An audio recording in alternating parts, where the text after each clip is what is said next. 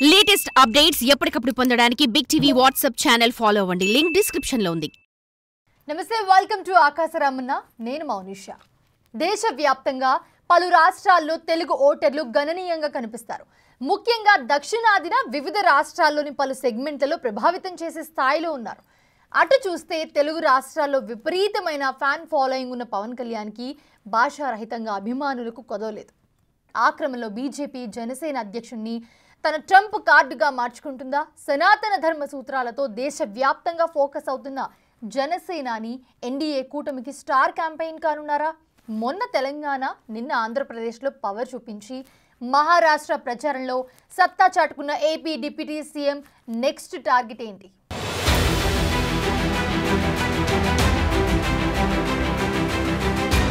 మహారాష్ట్ర ఎన్నికల్లో BJP సారథ్యంలోని Mahayuti NDA కూటమి అఖండ విజయం సాధించింది.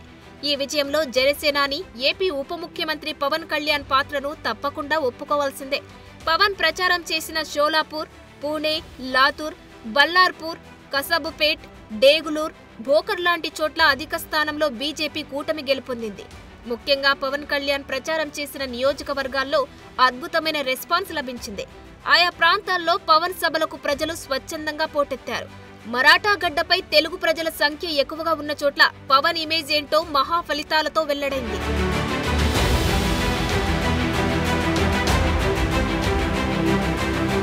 ఆంధ్రప్రదేశ్ ఎన్నికల్లో తన ఇమేజ్ తో జనసేనకు 100% స్ట్రైక్ రేట్ సాధించి యావత్తు దేశం దృష్టిని ఆకర్షించిన పవన్ కూటమి విజయంలో కీలక పాత్ర పోషించారు. ఇప్పుడు తెలుగు రాష్ట్రాలకు అవతల పవన్ చరిష్మాపై ఎవరికైనా సందేహాలు లాంటివి ఉంటే అవన్నీ మహారాష్ట్ర ఎన్నికల ఫలితాలతో తుడిచిపెట్టుకుపోయాయి. ఇప్పుడు పవన్ కళ్యాణ్ మహారాష్ట్ర మొదలుకొని కింద ఉన్న దక్షిణాది రాష్ట్రాలలో బీజేపీకి ప్రధాన ప్రచారాస్త్రంగా మారారు.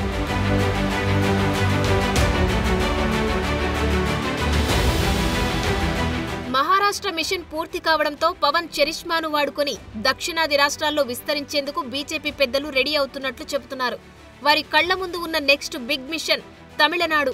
మరో ఏడాదిన్నరలో తమిళనాడు అసెంబ్లీ ఎన్నికలు జరగబోతున్నాయి. బీజేపీకి సంఘ్ పరివార్కు తమిళనాడు ఎప్పుడు కొరకని కొయ్యే. అక్కడ రాజకీయం అంతా డీఎంకే, అన్నా డీఎంకేల మధ్య నడుస్తుంటుంది. అక్కడ బీజేపీ పునాదులు ఏర్పాటు చేసుకోవడానికి కూడా తమిళనాట ప్రజలు అవకాశం ఇవ్వడం లేదు.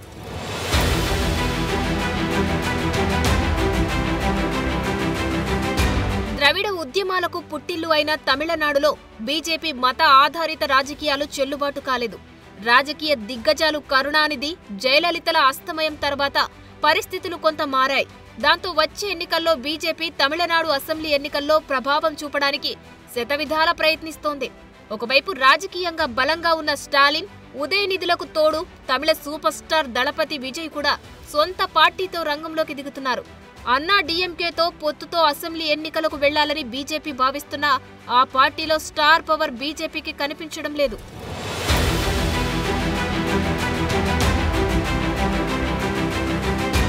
తమిళనాడు అసెంబ్లీలో 234 సీట్లు ఉన్నాయి. అక్కడ విజయానికి కావలసిన మ్యాజిక్ ఫిగర్ 118. గత ఎన్నికల్లో డీఎంకే పార్టీ సోలోగా 133 సాధించింది. అంత బలంగా ఉన్న డీఎంకేను ఢీకొట్టడం అంత సామాన్యమైన పని కాదు. అంగా ఆర్థిక బలాలతో పాటుగా సినీ గ్లామర్ కు పెట్టింది పేరైన తమిళ రాజకీయాల్లో స్టార్ పవర్ కూడా కావాల్సిందే. ఇలాంటి తరుణంలో కాషాయ నేతలకు కనిపిస్తున్న ఏకైక ఆప్షన్ పవన్ కళ్యాణ్ మాత్రమే అంటున్నారు.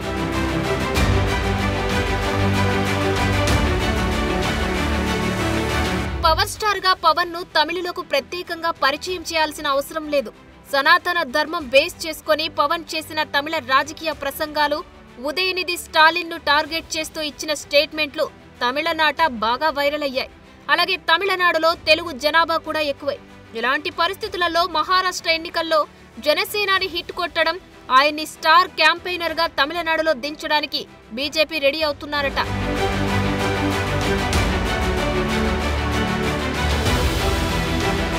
తమిళనాడుతో పాటు దక్షిణాది రాష్ట్రాల్లో బీజేపీ పాగా వేసేందుకు పవన్ కళ్యాణ్ ని సనాతన ధర్మం పేరుతో వినియోగించుకోబోతుందంటున్నారు. దక్షిణాదిలో 5 రాష్ట్రాలు ఉండగా ఒక ఏపీలో మాత్రమే బీజేపీ కూటమి అధికారంలో ఉంది.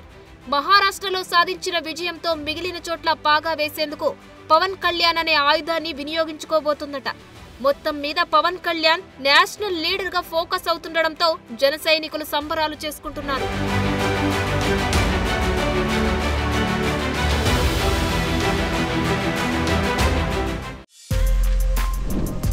For more videos like this, subscribe Big TV channel.